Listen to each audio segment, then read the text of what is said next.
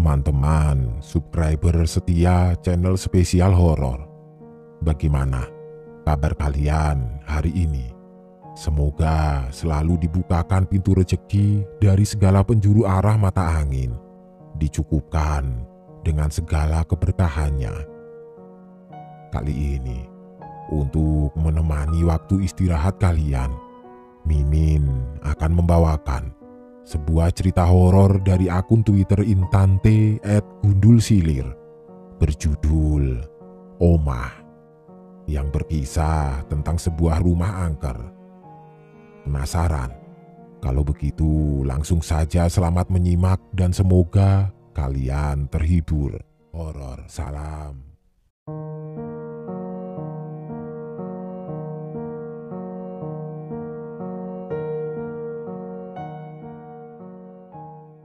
Jangan lupa salam kalau masuk rumah, nak. Rumah itu tidak hanya kita yang tinggal, pasti ada makhluk lain. Begitu pesan almarhum bapak. Akhir-akhir ini, aku jadi kepikiran dengan pesan almarhum bapak tadi. Jangan lupa mengucapkan salam saat masuk ke rumah. Keterpaksaanku harus pindah-pindah rumah karena tuntutan keadaan. Maklum, aku adalah kontraktor, alias tukang kontrak rumah. Jangan diketawakan. Setiap rumah pasti ada kelebihan dan kekurangannya masing-masing. Apalagi untuk aku dan keluarga kecilku yang kontraktor di rantauan. Aku orang yang tidak begitu pemilih. Rumah yang bersih saja sudah cukup untukku. Tapi sayangnya, rumah ini seperti memilihku. Setelah menikah, aku dan suamiku memang belum memiliki rumah sendiri. Apalagi suamiku harus bekerja jauh dari tempat asal kota kami. Kami masih bingung harus tinggal dan memiliki rumah tetap di mana. Karena saat menikah dan akhirnya hamil aku masih kuliah dan masuk semester akhir. Maka kami putuskan untuk berhubungan jarak jauh terlebih dahulu, LDR. Aku masih harus menyelesaikan kuliahku dulu karena sudah masuk skripsi, dan suamiku tetap harus bekerja di kota rantaunya. Sampai aku menyelesaikan skripsiku, tepat saat itu anakku lahir. Rencananya aku akan ikut suamiku ke rantauan bersama anakku setelah anakku lahir. Tapi karena Tuhan memberi aku rezeki lebih pada anakku, dengan kesehatannya yang sedikit berbeda dari anak-anak yang lain, akhirnya aku putuskan untuk tetap di rumah orang tuaku sampai anakku benar-benar sehat. Maklum, aku masih harus bolak-balik rumah sakit sampai anakku benar-benar membaik. Lain waktu akan aku ceritakan. Sampai setahun lebih dan beberapa kali operasi, akhirnya anakku membaik dan bisa aku ajak ke kota rantauan menemui suamiku yang bekerja di sana. Kami memutuskan untuk mencari rumah yang disewakan atau dikontrakkan. Dan dengan bantuan teman suami, kami mendapat rumah yang dikontrakkan. Rumahnya di dalam sebuah komplek perumahan kecil yang masih baru dan masih banyak tahap pembangunan lanjutan. Karena masih komplek perumahan baru, maka rumah-rumahnya pun masih baru. Jadi cukup bersih dan masih tertata rapi walaupun masih sedikit pepohonan. Kami mendapatkan rumah paling ujung dengan jalan cukup lebar di sampingnya, yang berbatasan langsung dengan dinding pembatas komplek. Depan rumah, jalan membentuk pertigaan dengan taman cukup lebar tepat di seberang rumah, serta tiang lampu jalan yang tepat di depan rumah. Aku cukup senang dan nyaman dengan rumah ini. Pemilik kontrakan pun baik, sama-sama dari Jawa Tengah dan lebih taat agama. Karena merasa cocok dengan rumah ini, kami langsung membayar untuk menyewanya setahun. Setelah semua beres dan barang-barang sudah sampai, Kami segera pindah. Aku dan anakku naik kereta bersama orang tuaku dan beberapa keluargaku menuju ibu kota. Entah kenapa, selama perjalanan kami sangat merasa tidak nyaman di kereta. Mulai orang-orang sekitar yang minta bertukar tempat duduk hingga menyulitkan bapak, sampai anakku yang terus rewel dan menangis. Padahal biasanya anakku itu tenang, jarang sekali rewel. Bahkan saat operasi besarnya yang berkali-kali saja anakku tidak banyak menangis. Benar-benar anak yang kuat dan tidak banyak mengeluh. Saat anak-anak lain setelah operasi belum bisa duduk atau bermain-main, dia sudah langsung kuat untuk melakukannya. Entah kenapa di kereta ini dia sangat rewel dan menangis. Mungkin saja tidak nyaman, atau mungkin panas, atau mungkin lelah. Itu yang terus ada di benakku saat itu. Sampai kereta berhenti, anakku baru bisa tertidur lagi di gendonganku. Sesampainya di rumah yang kami sewa, aku sudah cukup merasa nyaman dan tidak merasakan keanehan. Memang agak sepi, karena dua rumah di belakang rumah kami yang berbatasan tembok masih kosong. Dan samping rumah penghuninya juga jarang di rumah. Tapi tidak masalah bagiku. Setelah sehari semalam keluargaku menemaniku, akhirnya mereka harus pulang kembali ke kota asal. Beberapa hari tinggal di rumah ini bersama suami dan anakku, kami tidak merasakan hal yang aneh. Sampai sekitar 1 atau 2 mingguan, tiba-tiba ada hal yang aneh terjadi. Pagi hari setelah subuh, aku agak sibuk mengerjakan pekerjaan rumah tangga, anakku belum bangun dan suamiku ikut membantuku. Saat sibuk bolak-balik membasuh dan menjemur baju dari kamar mandi ke halaman belakang, tiba-tiba ada satu anak ayam yang jatuh dari atas plafon kamar mandi yang lubang untuk ventilasi udara. Anak ayam ini tidak besar, juga tidak terlalu kecil, seperti masih remaja.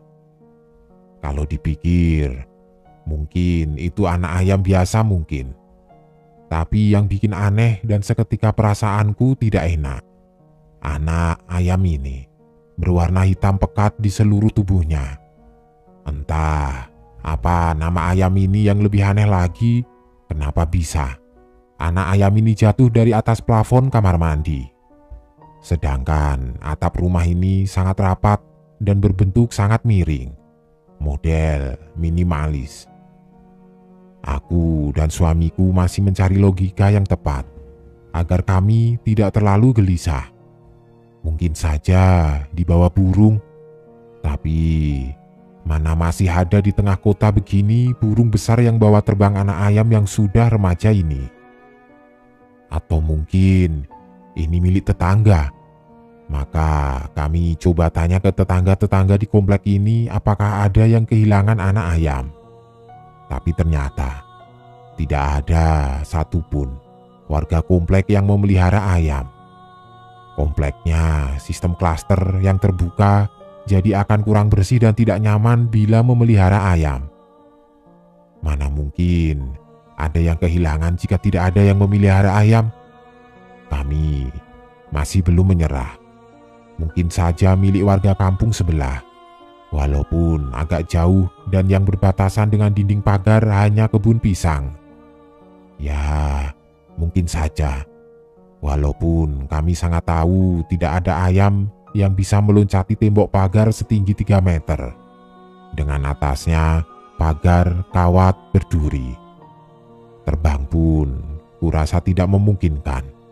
Ayam dewasa pun kesulitan mengepakkan sayapnya untuk terbang, apalagi ayam kecil yang sayapnya saja tercabut beberapa bulunya. Apalagi bisa sampai ke seberang rumah yang kami sewa yang atapnya sangat tinggi dan sangat tertutup. Ditambah bisa masuk plafon lagi. Logika apa lagi yang harus kami pikirkan? Apa ada logika lain yang bisa kalian pikirkan? Karena kasihan pada ayam itu, suamiku meminta izinku untuk dipelihara saja paling tidak sampai dewasa.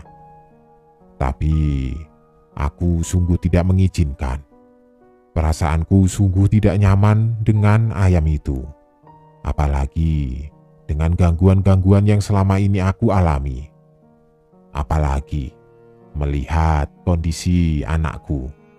Aku khawatir berpengaruh pada kesehatan anakku.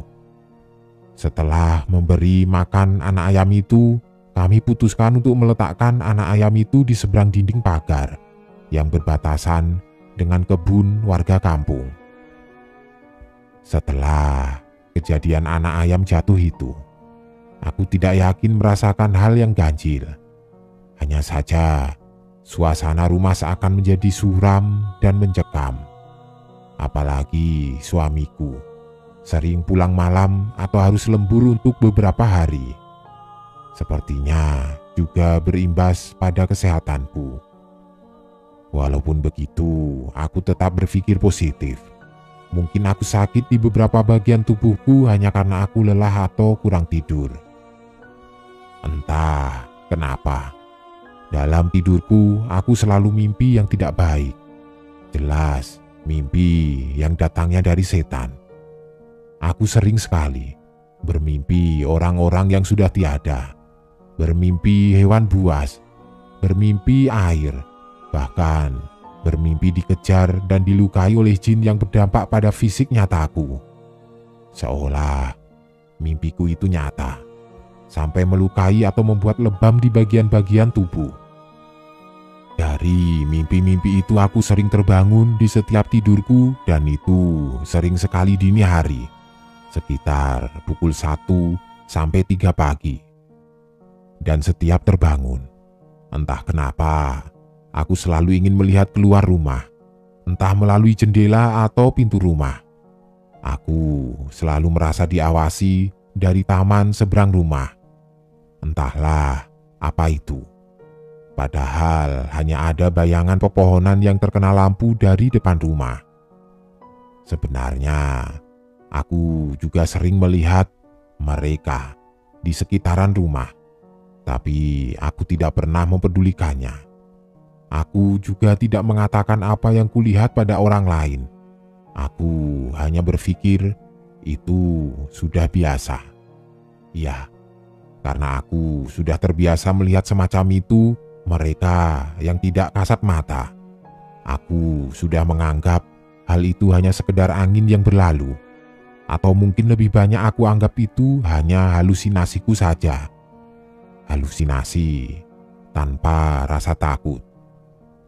Tapi yang anehnya, aku tidak pernah melihat makhluk-makhluk mengerikan itu ada dalam rumah yang aku sewa. Aku sangat yakin Tuhan memberiku perlindungan. Karena semenjak Tuhan memberiku ujian yang sangat meluluhkan hati melalui anakku, Tuhan menginginkanku lebih taat padanya. Mungkin hal itu yang membuat Tuhan selalu melindungiku dengan ayat-ayatnya yang selalu kulantunkan di rumah itu.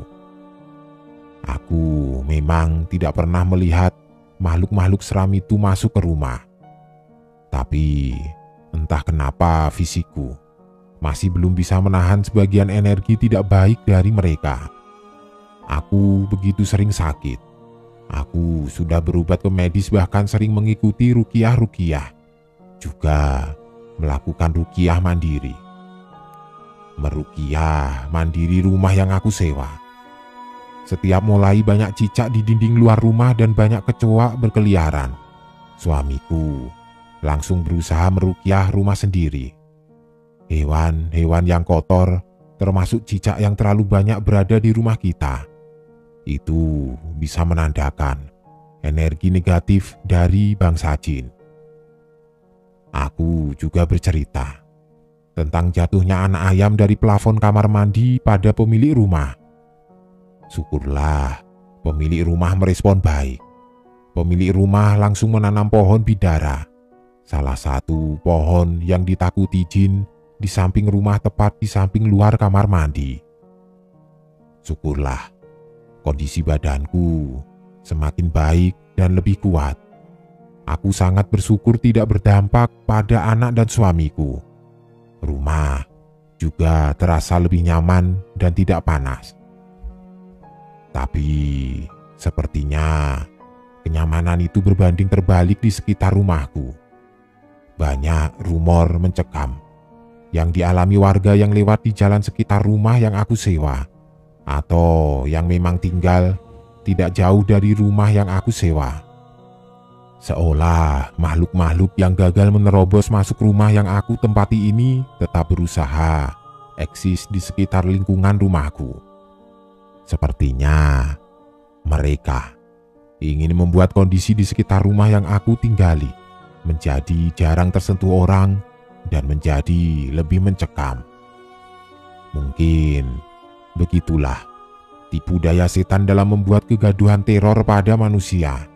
Dan begitu cara mereka untuk terus menggempur keimananku agar aku ada rasa takut dan mempedulikan mereka sehingga mereka ada jalan masuk ke rumah. Tapi sungguh, setan-setan ini penuh dusta. Teror itu dimulai dari jalan samping rumahku. Ya, tepat berbatasan dengan dinding rumah, hanya berbatas 1 meter untuk taman kecil pinggiran jalan, layaknya di perumahan. Karena di komplek ini bentuknya klaster atau rumah tanpa pagar, jadi dibuatlah sistem one gate, 1 gerbang untuk akses masuk dan keluar. Maka di sini masih diperlukan security untuk penjagaan. Security akan dibagi 2 shift, pagi dan malam. Security akan berkeliling dalam komplek dalam waktu 2 shift, pagi dan siang hari. Security akan dibagi 2 shift, pagi dan malam. Security akan berkeliling dalam komplek dalam 2 waktu, yang shift pagi di siang hari dan sore hari. Sedangkan shift malam berkeliling komplek di tengah malam dan di waktu menjelang subuh. Otomatis, yang shift malam tetap harus berkeliling, entah itu berjalan kaki atau menggunakan motor. Security ini harus menyusuri setiap jalan yang ada di dalam komplek, mengantisipasi kemalingan. Soalnya memang beberapa kali kejadian kemalingan, termasuk jalan yang ada di samping rumah yang aku sewa. Malam itu, security berkeliling ke jalan yang terjauh dulu dan mengakhiri lewat jalan samping rumah yang aku sewa. Semua aman sampai di jalan samping rumah security ini, melihat sesosok wanita berambut panjang, berbaju putih dengan tawa yang seperti menangis. Pasti tahu kan siapa makhluk itu? Dan menunjukkan mukanya yang tidak berbentuk pada security itu. Sontak, security langsung putar arah dan menarik gasnya kuat-kuat untuk kembali ke pos security. Bapak security itu begitu ketakutan dan menceritakan kejadian itu pada security yang lain, juga pada warga yang masih ikut berjaga di pos security. Semenjak itu, setiap security yang jaga malam, tidak ada yang berani lewat samping rumah yang aku sewa. Jika jam tengah malam berkeliling, pasti hanya sampai tiang listrik depan rumah, lalu putar balik. Dan ada kebijakan baru. Setiap security berkeliling tengah malam dan menjelang subuh, para security ini akan membunyikan kentongan atau memukul tiang listrik keras-keras sebagai tanda. Karena kejadian yang dialami security itu, semua warga menjadi khawatir dan takut berada di sekitar lingkungan rumah yang aku sewa, terutama jalan samping rumah. Rumor dan teror terus menyebar ke seluruh warga komplek perumahan itu. Bahkan tidak ada satupun warga yang berani lewat di jalan samping rumah bila maghrib sudah berkumandang. Begitulah tipu daya setan untuk meneror manusia agar tidak ada yang mendekat ke suatu tempat yang akhirnya menjadikan tempat itu menjadi seram, bahkan terkesan bingit. Ini belum berakhir. Teror masih berlanjut. Setelah cerita security yang menyebar cepat bagi virus yang bahkan aku tahu ceritanya dari ibu warung yang lumayan agak jauh dari rumahku. Saking penasarannya, si ibu tanya ke aku, Mbak tidak apa-apa Mbak di rumah situ?" "Ya tidak apa-apa Bu, memang kenapa?" Perasaanku sudah tidak enak. Tiba-tiba si ibu kok bertanya begitu. Pikirku, apa ada maling? Ibu warung pun bertanya lagi, "Memang Mbak tidak dilihatin apa-apa?" Makin penasaran dia. "Wah, dilihatin apa ya Bu?" Aku pura-pura tidak paham padahal sudah ngeh arahnya kemana ini. "Itu Mbak, kemarin Pak Security." Ibunya cerita menggebu-gebu soal kejadian yang dialami security. "Astagfirullah, kok begitu ya Bu? Serem amat."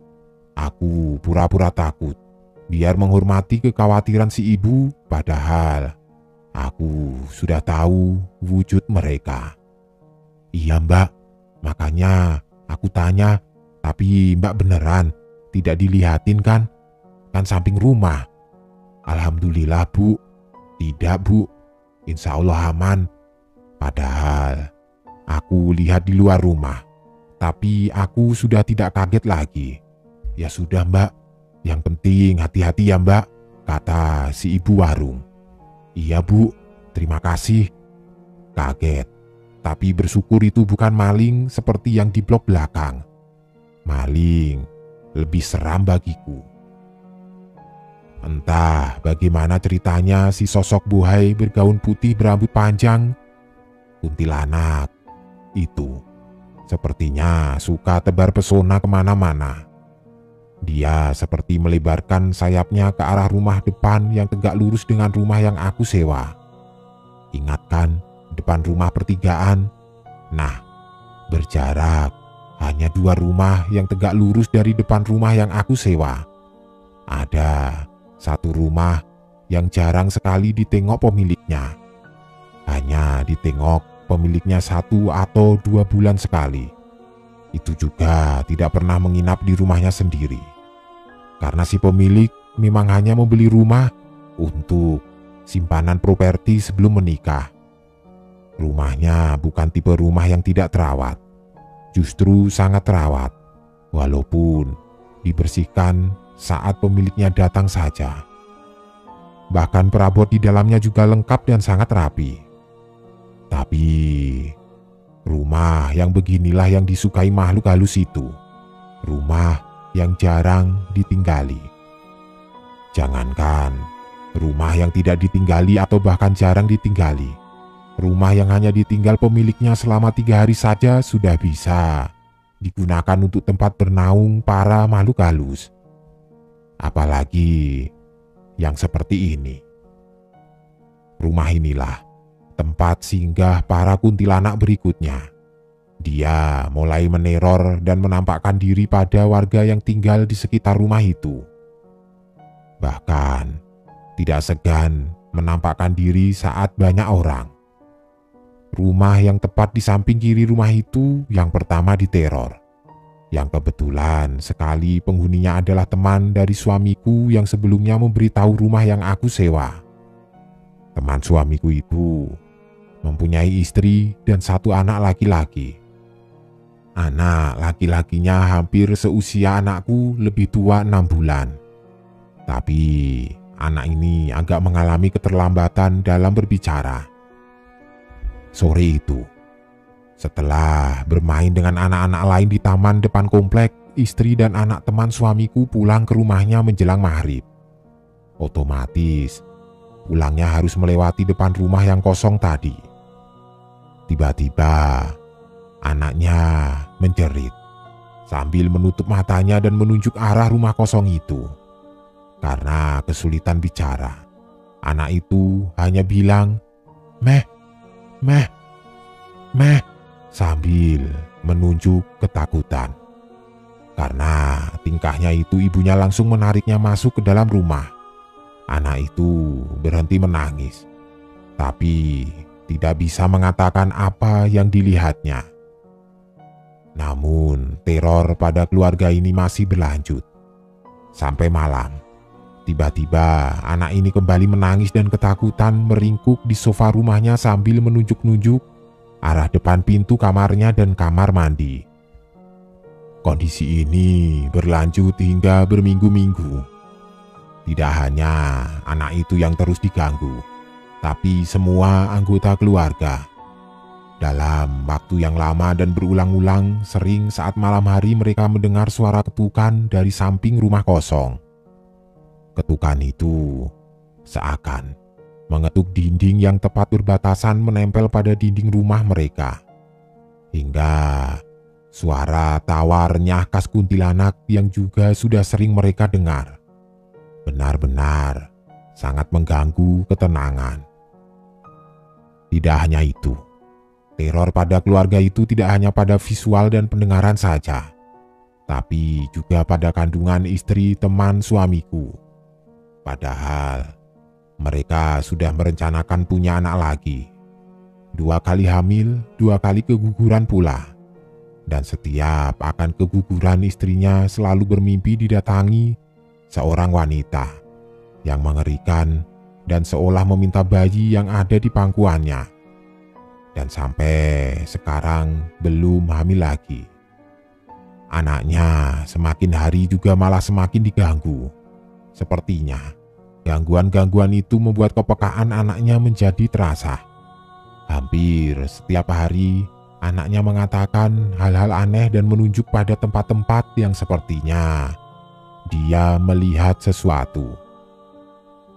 Karena istri teman suamiku ini selalu menceritakan gangguan-gangguan itu padaku, aku menyarankan agar keluarga mereka pergi ruqyah, atau paling tidak berusaha ruqyah mandiri dulu.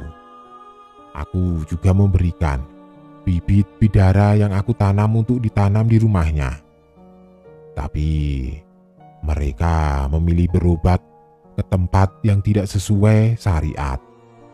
Setelah berobat ke tempat itu, menurutku yang berdasar dari penuturan istri teman suamiku itu, keadaan keluarganya tidak lebih membaik, terutama untuk anaknya. Dia mengatakan anaknya malah sering bicara tidak jelas tentang makhluk-makhluk yang aneh. Malahan mereka mempercayai perkataan orang tempat mereka berobat, perkataan yang bertolak belakang dengan syariat dan jauh dari Al-Quran. Sebagai pendengar yang baik, aku hanya menerima cerita yang istri teman suamiku ini katakan, dan aku tetap menyarankan untuk kembali pada pengobatan yang syar'i. Iya, walaupun akhirnya aku hanya bisa mendoakan mereka jauh dari gangguan makhluk halus di rumah kosong, maupun dari makhluk lain yang datang akibat terundang. Keeksisan kuntilanak itu masih berlanjut, apalagi pada pria-pria, terutama pria lajang. Belum selesai si makhluk mengerikan itu meneror satu keluarga di rumah sampingnya. Dia juga meneror orang-orang yang sekedar berkunjung untuk bertamu. Jadi malam itu di rumah yang berjarak 2 meter lagi dari rumah kosong, ada acara 4 bulanan kehamilan. Sepertinya aku juga tidak begitu ingat. Pokoknya ada acara yang banyak tamu datang ke rumah itu, terutama keluarga besar pemilik acara. Setelah acara pengajian 4 bulanan selesai dan para warga yang diundang sudah pulang ke rumah masing-masing, para saudara pemilik rumah ini masih beberes dan membersihkan barang-barang di depan rumah. Karena memang masih berjarak dekat, beberapa orang membersihkan jalan sekitar rumah pemilik acara kalau ada sampah. Mereka membersihkan sampai ke depan rumah kosong yang hanya berjarak 2 rumah itu. Tiba-tiba, salah seorang anak laki-laki sudah remaja melihat sosok wanita berambut panjang acak-acakan. Tentu dengan gaun kebanggaannya itu, putih kumal dan kotor. Sosok itu menampakkan dirinya sangat jelas di samping pohon kamboja hiasan yang tumbuh membesar di depan rumah kosong itu. Anak laki-laki ini langsung berlari ke arah rumah pemilik dan memberitahu apa yang dia lihat pada semua orang yang ada di depan rumah. Dia terus menunjuk ke arah pohon tanaman kamboja itu dengan raut wajah yang ketakutan. Sontak, semua yang ada di luar rumah mengarahkan pandangan mereka ke arah rumah kosong itu. Betapa terkejutnya beberapa orang di antara mereka, terutama laki-laki, juga bisa melihat penampakan itu. Walaupun tidak semua orang di situ yang bisa melihatnya. Entahlah, mungkin makhluk ini memilih orang-orang yang ingin dia tampakkan. Mereka langsung membaca ayat-ayat Tuhan agar penampakan itu hilang. Syukurlah, sosok itu benar-benar tidak terlihat lagi di hadapan mereka.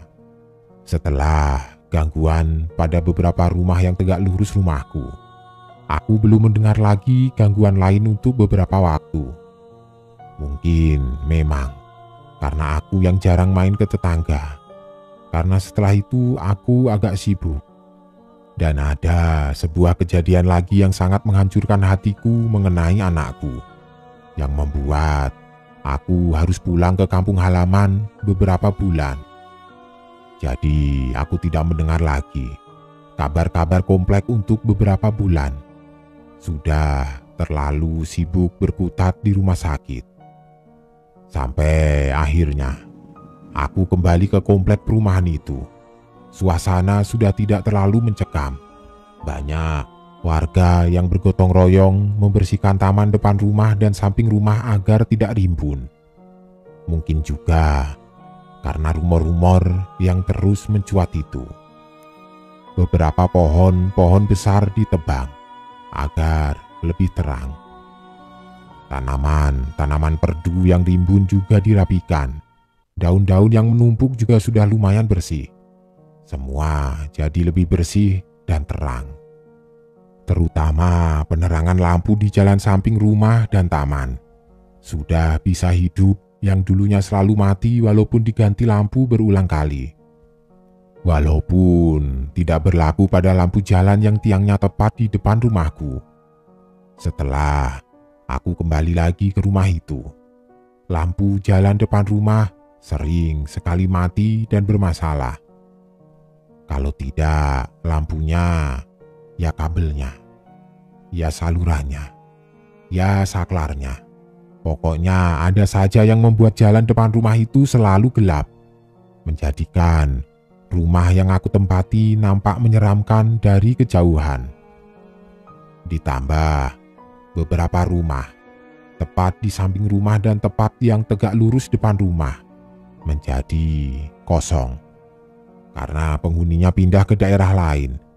Alhasil hanya tinggal satu rumah yang aku tempati saja yang berada di lingkup jalan pertigaan itu. Benar-benar sepi. Apalagi suamiku sering pulang malam dan sering lembur. Sedikit mencekam untukku dengan keadaan ini. Yang aku takutkan maling. Kan jauh dari rumah lain. Kalau ada maling bagaimana? Sekitar 1 bulanan mungkin aku kembali ke rumah yang aku sewa.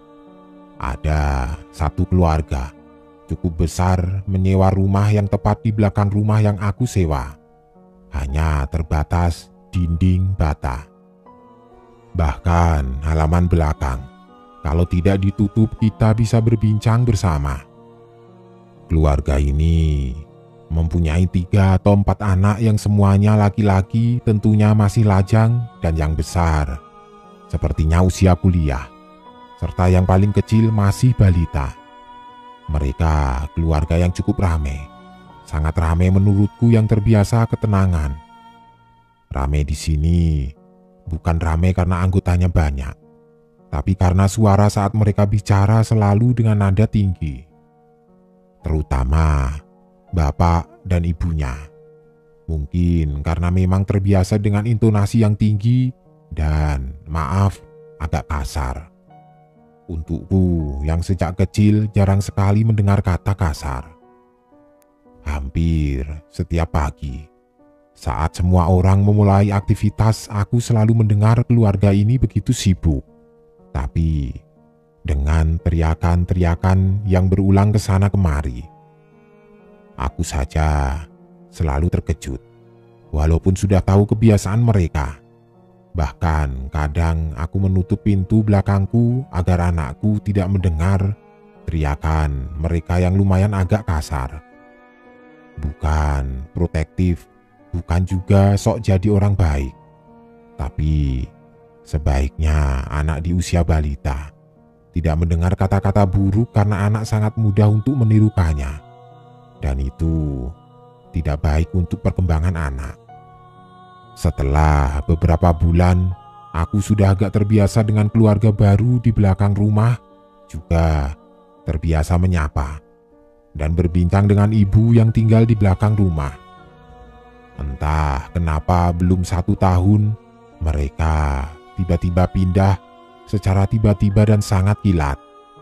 Padahal mereka katanya sudah membayar sewanya selama 1 tahun.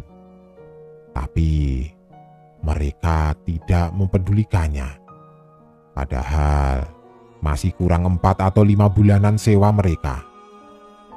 Karena penasaran dan heran. Biasanya setiap pagi sudah rame, kok ini jadi sepi. Aku mencoba bertanya pada tetangga-tetangga yang lain. Dan benar saja, ternyata kabar sudah menyebar. Hanya aku yang belum tahu pasti apa yang terjadi pada keluarga itu.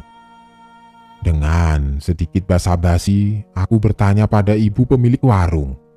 Sebelumnya, yang cerita security. Maklum kan, kalau pemilik warung sering diajak bicara sama pembelinya, apalagi warung ini sering buat nongkrong ibu-ibu kalau sore dan bapak-bapak saat malam hari. Dan aku tahu betul, ibu yang sewa rumah tepat di belakang rumah yang aku tempati juga sering ke warung. Paling sering membeli popok atau galon. Aku sampai hafal, karena ibunya kalau mau ke warung seringnya lewat depan rumah yang aku sewa. Langsung saja aku bertanya ke ibu warung. Maaf bu, keluarga yang tinggal di belakang rumah itu apa sudah pindah ya? Kok tidak dengar suaranya? Biasanya tiap pagi sudah rame. Oh, itu mbak. Ibu yang itu, yang anaknya banyak. Iya bu, yang mepet satu tembok belakang rumah saya itu. Iya mbak, mereka sudah pindah. Sayang sekali ya mbak, padahal sewanya kan masih lama. Tapi buru-buru pindah, katanya tidak betah gara-gara ada penampakan. Astagfirullah, maksudnya penampakan bagaimana bu? Katanya ditampakin kuntilanak berkali-kali mbak. Makanya langsung pada takut terus pindah. Padahal mbaknya yang sudah tinggal di rumah depannya lama, tapi tidak pernah ada cerita apa-apa kan mbak? Iya bu, alhamdulillah tidak pernah itu. Aman saja, kan kita cuman batas dinding saja. Aku juga heran mbak, padahal baru tinggal beberapa bulan saja. Apa jangan-jangan kuntilanaknya suka sama anak ibunya yang masih pada dijaga ya mbak? Jadi digodain terus. Ah, si ibu bercanda saja. Masa seperti itu sih bu? Ya kali saja mbak, jawab ibu warung. Kami berdua pun tertawa. Jadi begini ceritanya. Cerita ibu penyewa rumah di belakang rumah yang aku sewa kepada ibu pemilik warung secara langsung. Jadi waktu itu keluarga yang belakang rumahku itu ada acara beberapa hari keluar kota. Kayaknya tidak begitu lama, 2 sampai 3 harian saja. Dan semua anggota keluarga ikut. Katanya sih ke Bandung sepertinya. Aku juga lupa-lupa ingat kemana. Nah, setelah bepergian beberapa hari itu, keluarga itu kembali ke rumah, mengendarai mobil mereka. Dan sayangnya mereka tiba di rumah itu sudah terlalu malam menjelang dini hari. Tentu mereka sangat lelah dan segera ingin beristirahat. Tapi saat anak laki-laki keduanya yang SMA membuka pintu depan rumah, otomatis dia juga yang masuk duluan dan lampu dalam rumah belum menyala, hanya mengandalkan penerangan dari luar rumah. Anak ini melihat sesosok perempuan yang sudah jelas itu makhluk apa dan bentuknya seperti bagaimana. Terlihat seperti berjalan, mungkin melayang mundar-mandir ke arah dapur dan kamar mandi. Sontak dengan kekagetannya, anak ini berlari keluar kembali dan ketakutan.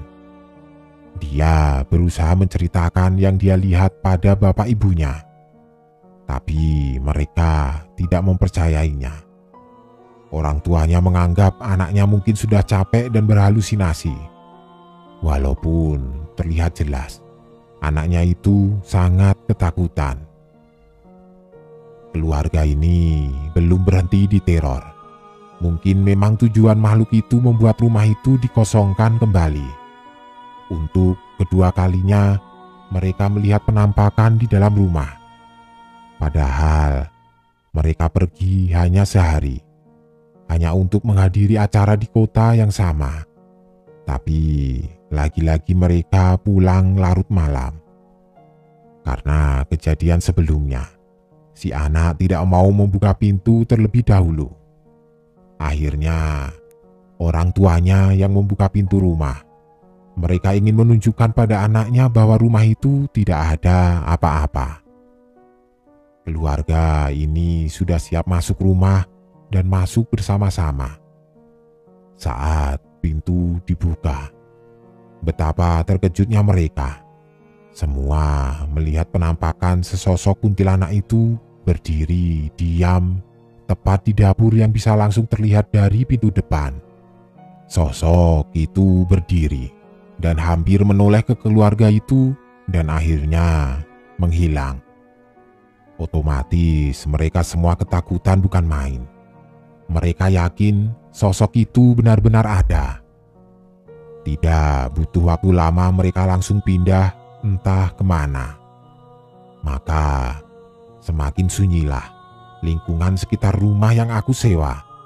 Dulu aku tidak berpikir itu gangguan yang cukup meresahkan. Tapi sebelum bercerita ini, aku menyadari bahwa gangguan-gangguan yang orang-orang alami di sekitar rumah yang aku sewa terjadi sedikit banyak setelah aku berpindah ke situ dan setelah ada anak ayam hitam yang jatuh dari plafon kamar mandi.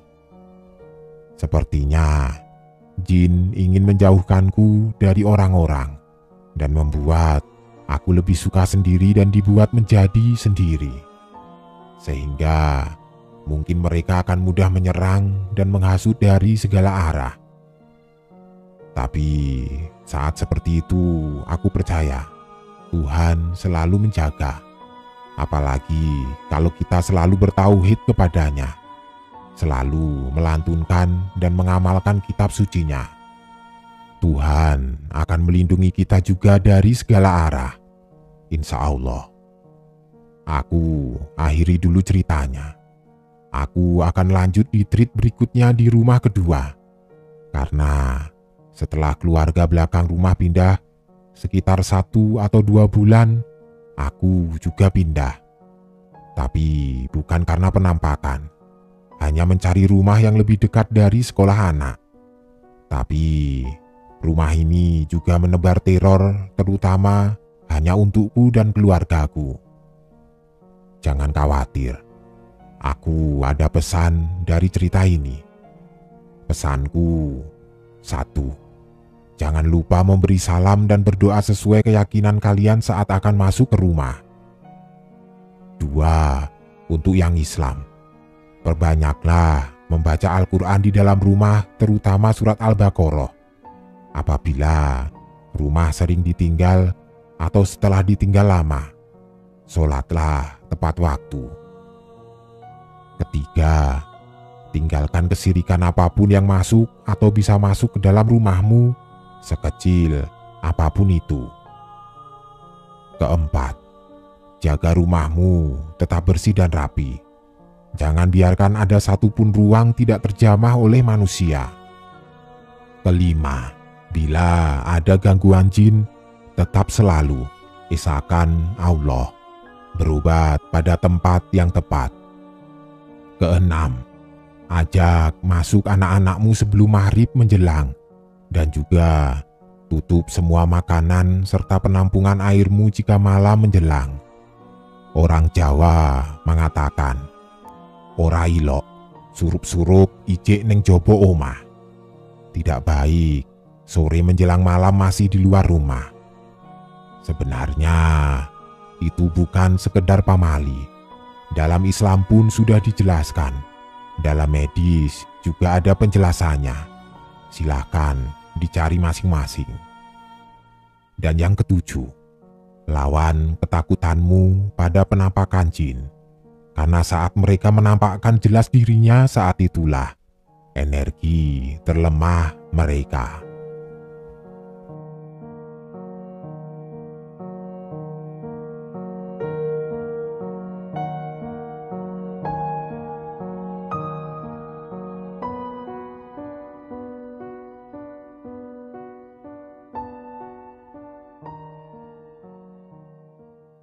Jumpa lagi bersama Mimin spesial horor. Mimin yang sukanya baca-baca cerita horor. Baiklah, Mimin kembali akan membacakan sebuah cerita horor yang kali ini berjudul Tam-Tam. Bercerita tentang tragedi horor tumbal pengganti dari akun Twitter Vinto. Buat kalian yang sudah tidak sabar lagi, langsung saja selamat mendengarkan. Semoga kalian suka dan terhibur. Salam horor.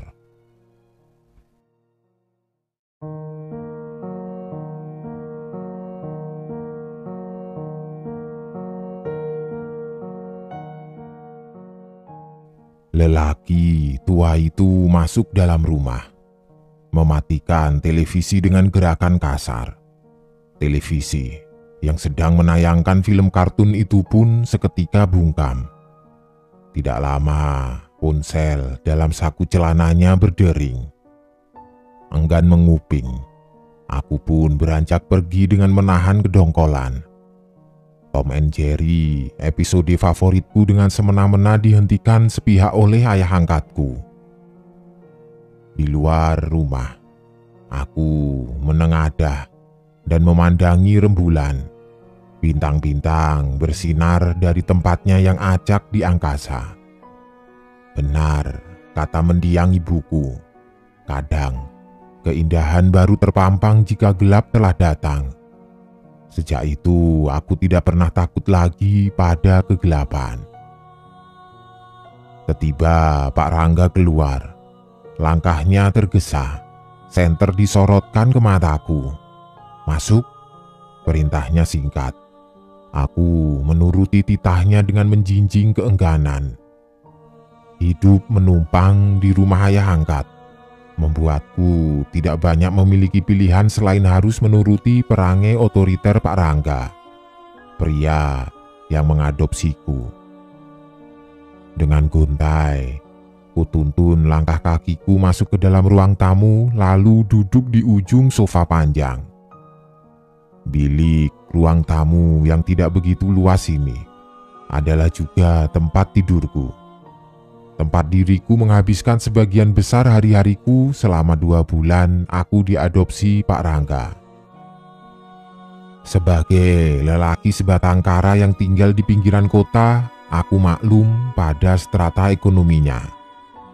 Toh, aku juga tidak berharap apa-apa darinya, selain dipenuhinya jatah makan, waktu bermain, dan tempat tidur seadanya. Pak Rangga, meskipun berwajah sangar, tapi sebenarnya ia orang baik. Setidaknya menurutku. Tidak lama kemudian, kami kedatangan tamu. Sepasang suami, begitu perkiraanku. Sang lelaki berusia sekitar 30 tahunan, berpostur kekar, berkaus ketat, dan mengenakan topi. Pasangannya, wanita muda gemulai dengan gincu merah menyala-nyala. Kulit tubuhnya mengkilap selicin belut. Paha mulusnya yang terbuka, berkali-kali dilirik oleh ayah angkatku. Semerbak bau parfum si wanita cepat memenuhi ruangan, membuatku sontak terbatuk-batuk. Terlahir dengan indera penciuman tajam jelas itu merepotkanku. Terdera sungkan, aku memindahkan tubuh kecilku untuk duduk pada kursi kayu di sudut ruangan. Entah, aku tidak berminat menguping pembicaraan mereka. Tidak penting juga buatku. Aku menyibukkan diri dengan melamun. Mereka pun tidak terganggu oleh kehadiranku. Si lelaki melingkarkan lengannya ke pundak si wanita muda. Pelukan itu dibalas dengan gelayut manja. Aku jijik menyaksikan perangainya. 10 menit kemudian, mereka bertiga pindah ke dalam bilik kamar pribadi ayah angkatku. Terdesak rasa ingin tahu. Aku berjalan membuntuti orang tua angkatku lagi-lagi. Mereka tidak merasa terganggu. Selarik cahaya bulan yang menelusup dari jendela, memberkas bentuk bayangan pohon tinggi dari luar rumah. Ayah angkatku yang berprofesi sebagai dukun santet itu menggunakan ruangan ini khusus untuk melakukan ritual. Tidak ada benda-benda berbau mistis yang mencolok di ruangan ini.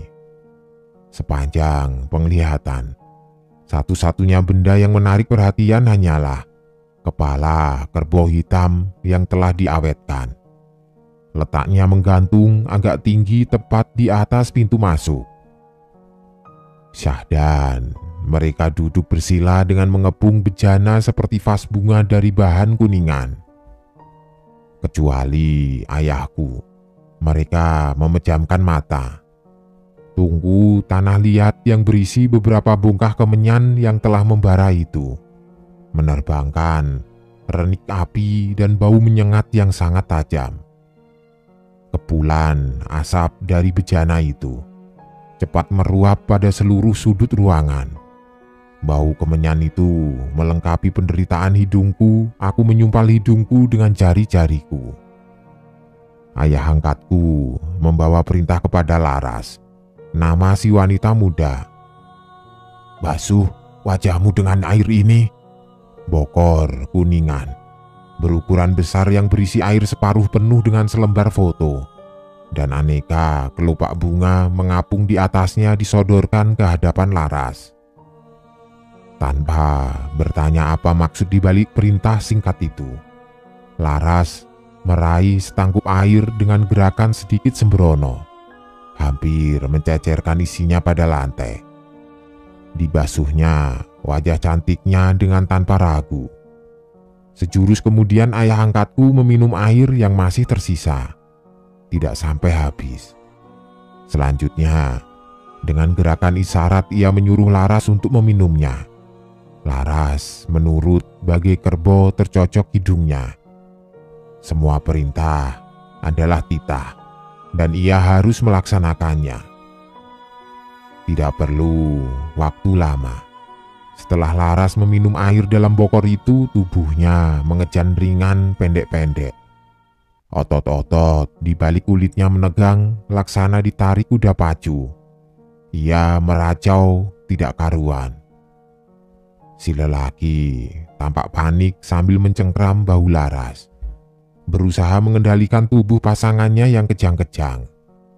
Situasi berangsur normal begitu ayah angkatku merapal mantra. Aku begidik. Beberapa waktu berselang, Hawa dingin pun datang sebagai penanda kemunculan jin jahat junjungan ayah angkatku. Kedatangannya diiringi bau anyir darah yang tajam. Makin lengkaplah penderitaan kedua lubang hidungku. Ayah angkatku memanggil jin itu dengan sebutan Nini Serimpi. Ini kali ketiga aku melihatnya. Nini Serimpi sangat membenciku. Meski ia tidak pernah mengajakku bicara, aku tahu dari tatapan bengisnya kepadaku. Tatapan rakus yang ingin menelan bulat-bulat tubuhku. Nini Serimpi, jin yang berwujud wanita tua itu berdiri tegak di samping mereka. Pasangan itu tidak dapat mendeteksi kehadirannya. Hanya aku dan ayah angkatku yang dapat melihat sosoknya. Ayah angkatku mendengus berulang kali. Keringat dingin menetes deras dari keningnya. Mendapati situasi sedemikian, aku pun dirundung kegelisahan. Cepat aku bersembunyi di bawah meja. Aku memaku diriku dengan jantung berdebar kencang. Ayahku terengah-engah mengatur nafas beratnya. "Tumbalnya berat, apakah kalian sanggup?" Desisnya tegas. Pasangan itu beradu pandang. "Kami sanggup," jawab mereka yakin. Seketika aku menahan cibiran dengan mengikik kecil. "Manusia sesat seperti kalian tidak pantas hidup di bumi.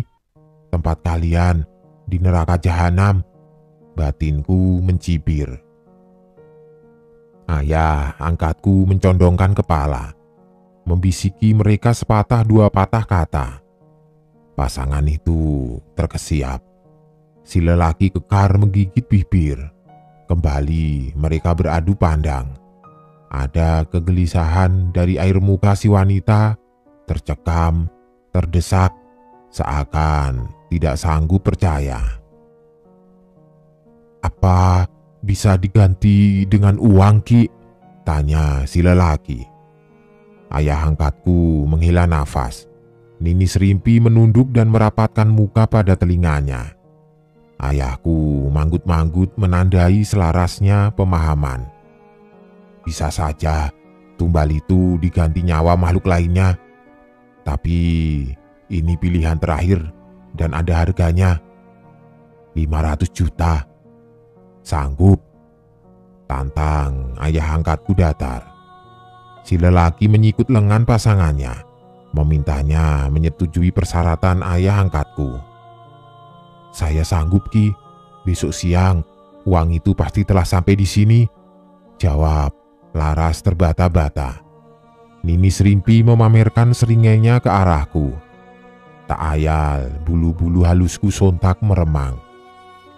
5 detik kemudian sosoknya melesat hilang dalam kegelapan malam. Aku pun lega. "Kalian sendirilah yang harus membunuh sang tumbal. Tepat 3 hari setelah kurbanmu tewas, kalian kembali ke sini. Ambil tumbalmu. Saat itu, aku akan memberimu petunjuk selanjutnya. Sekarang, kalian boleh pulang." Pasangan itu pamit undur diri dengan bersalaman. Aku mengiringi langkah ayah angkatku yang melepas kepergian mereka dengan senyum kemenangan. "Mereka setuju, Tam," ucapnya sembari melirik ke arahku. 3 hari berlalu. "Tam, bangun, aku ada kabar gembira," teriak ayah angkatku mengguncang tubuhku. Aku menguap panjang, meluruskan punggung sambil mengerjap.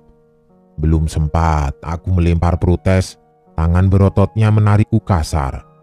Aku mengadu dalam kepasrahan. "Sini, sini," katanya sambil memperlihatkan selembar foto usang. Aku memandanginya dengan acuh tak acuh. "Sidin, pejabat tua bangka itu telah mati. Santetku berhasil," ucapnya kegirangan. Aku yang masih belum 100% menggenapkan nyawa hanya mengernyit ringan. "Aku berhasil menerapkan ilmu baruku. Tidak lama lagi, aku akan kaya raya." Ayah angkatku terkekeh riang. Malas menyahut, aku kembali menguap. Ia pun kembali berceloteh. Aku tidak dapat membayangkan mimik muka Laras tatkala melihat suaminya mati seperti itu. Santetku ternyata ampuh luar biasa. Seluruh tengkorak kepala Sidin lenyap disesap jin kirimanku. Pejabat kaya itu mati berdiri dengan kulit kepala yang mengempis seperti balon kehabisan udara.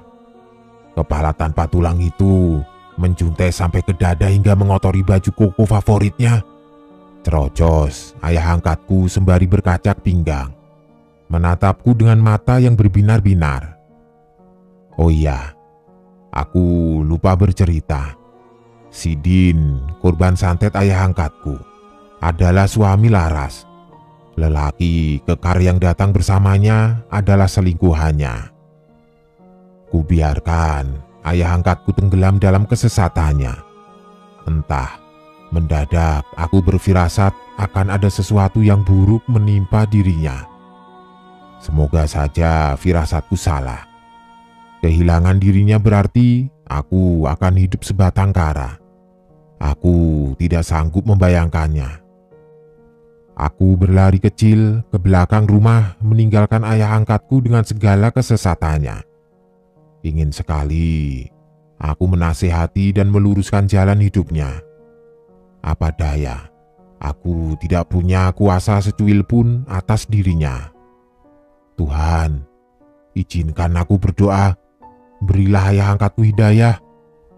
3 hari kemudian, jika aku tidak salah menghitung, pasangan bejat itu kembali datang ke rumah kami. Kali ini mereka tiba dengan mobil yang berbeda. Entah apa mereknya. Bagiku semua mobil tampak sama. Pipi si wanita bersemu merah. Kecerahan wajah mereka menular pada wajah ayah angkatku. Aku mendecih jijik seperti biasa. Dari kursi kayu, aku menatap wajah-wajah penuh dosa itu dengan perasaan gelisah. Kegelisahanku berlipat 2 saat ayah angkatku menatap wajahku dengan iba. Aku mengoreksi posisi dudukku menjadi merebah. Ayah angkatku menghampiriku, mengelus kepalaku lembut lalu mengecupnya. "Terima kasih, Tam," bisiknya lirih.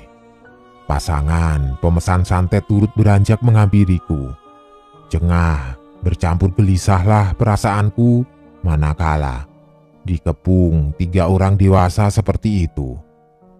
Tangan lelaki kekar itu lantas menggendong tubuhku. Apa-apaan ini?" protesku. Sekejap ia bergeming.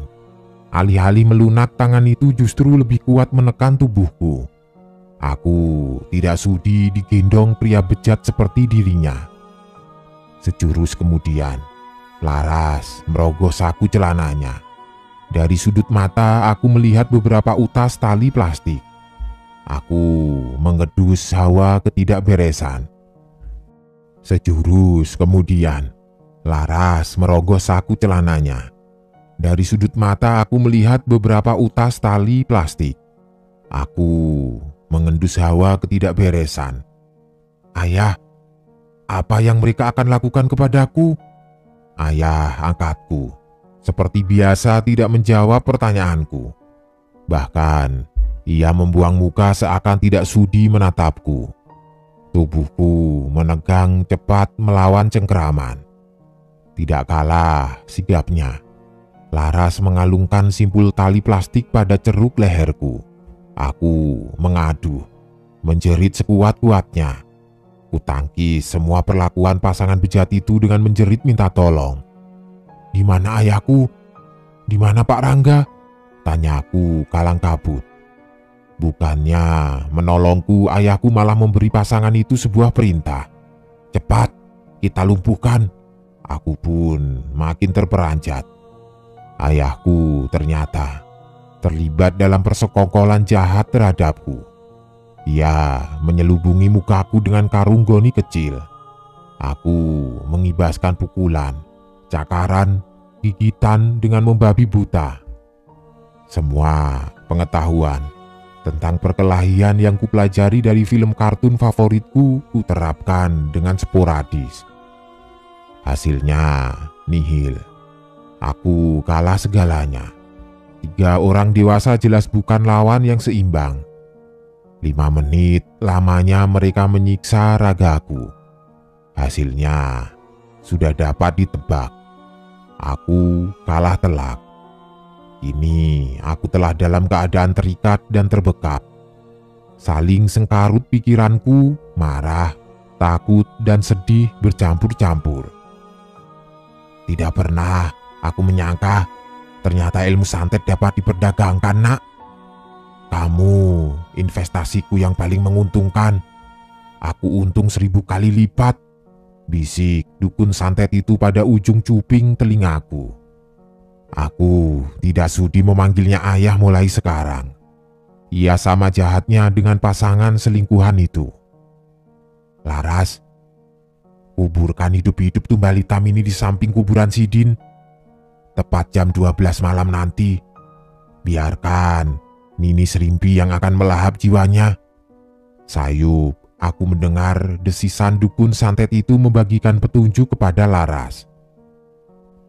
Laras, kuburkan hidup-hidup tumbal hitam ini di samping kuburan Sidin. Tepat jam 12 malam nanti.